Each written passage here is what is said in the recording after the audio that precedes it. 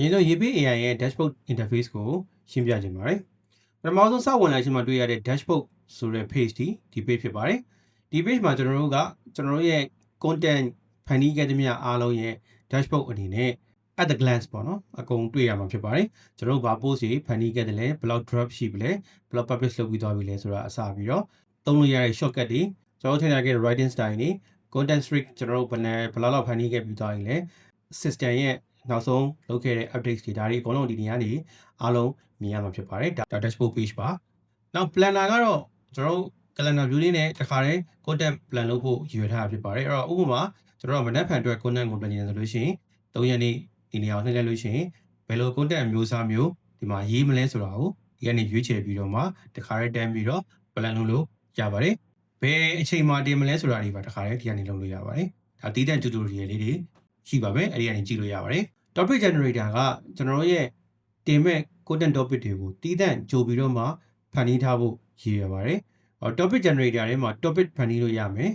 host လို့ခေါ်တဲ့ host တွေဖန်တီးလို့ရမယ်တစ်ခုချင်းစီကိုဘယ်လိုသုံးရမလဲဆိုတာလေးတွေကိုနောက်ပြီးကြရင်ကျွန်တော်တို့ဗီဒီယိုလေးတွေနဲ့ဆက်ပြီးတော့ကြည့်လို့ရပါတယ် short post ကကျွန်တော်တို့အများကြီးမရှိတဲ့3 paragraph လောက်ပဲရှိမယ် short post လေးတွေဖန်တီးဖို့ဖြစ်ပါတယ် topic အသစ်တစ်ခုကိုဒီကနေဖန်တီးလို့ရတယ်အရင်ဖန်တီးထားပြီးတဲ့ topic တွေကိုစိတ်ထားရတဲ့ထဲကနေပြန်ယူသုံးလို့ရမယ် topic ဖန်တီးစရာမလိုဘဲနဲ့ကိုယ့်ဟာနဲ့ကိုယ်တခြား ChatGPT ဖြစ်ဖြစ်ဒါမှမဟုတ်ကိုယ်ကောင်းထဲမှာရှိတဲ့ idea ကိုဖြစ်ဖြစ်ဒီမှာထည့်လိုက်လို့ရှိရင်လည်းကျွန်တော်တို့က short post ဖန်တီးလို့ရမှာဖြစ်ပါတယ် article generator က long post ပါခုန short post က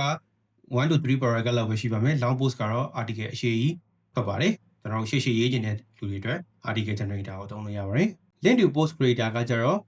ကျွန်တော်တို့မှာရှိတဲ့ link ဥပမာကျွန်တော်သတင်းတစ်ခုဖတ်လိုက်ရတယ်အဲ့သတင်းကိုပြန်ရေးခြင်းတယ်ဆိုလို့ရှိရင် link ကို copy သွားရင်ဒီမှာ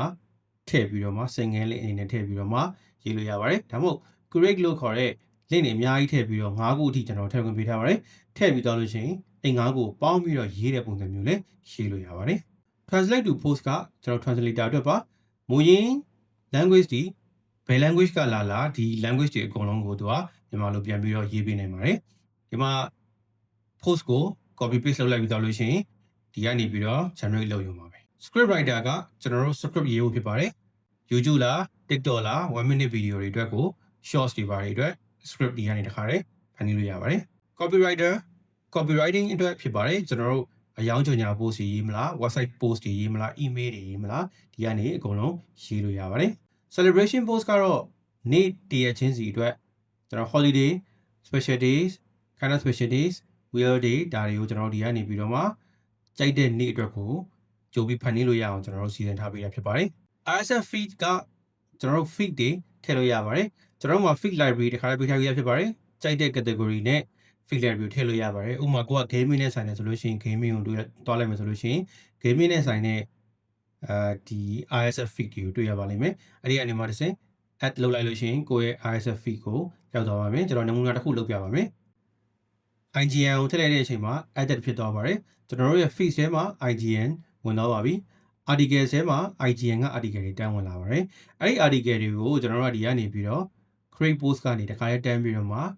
post တခါလေးတန်းလို့ရပါတယ်နှစ်ခုရှိပါတယ် create post ဆိုလို့ရှိရင်အတို post ထွက်မယ် translate ဆိုလို့ရှိရင် article အရှည် post ထွက်မယ် writing summary ကတော့ကျွန်တော်အရှေ့မှာပြောထားပြီးသားဖြစ်ပါတယ် summary ကျွန်တော်ထည့်လို့ရပါတယ် library ကကျွန်တော်တို့ရဲ့ post တွေကိုပြန်ပြီးတော့ manage လုပ်ဖို့ဖြစ်ပါတယ်ကျွန်တော် schedule လုပ်ထားတဲ့ post တွေအကုန်လုံးဒီမှာမြင်ရပါမယ် draft အကုန်မြင်ရပါမယ် publish လုပ်ထားတာအကုန်မြင်ရပါမယ်ဘေးမှာဖန်တီးထားခဲ့တဲ့ generator နာမည်လေးတွေခွဲပြီးတော့ကြည့်လို့ရပါတယ် setting ကဒါကျွန်တော်တို့ရဲ့ setting တွေကို manage လုပ်ဖို့နေရာဖြစ်ပါတယ် buying credit ကကျွန်တော်တို့ credit လိုအပ်ခဲ့လို့ရှိရင် credit ဝယ်ဖို့နေရာဖြစ်ပါတယ် support ကတော့ကျွန်တော်တို့ support အနေနဲ့ကျွန်တော်တို့လှမ်းပြီးတော့မှ support ticket ဖွင့်နေတာအကူအညီတောင်းနေတာဆိုလို့ရှိရင်ဒီကနေပြီးတော့လုပ်လို့ရပါတယ်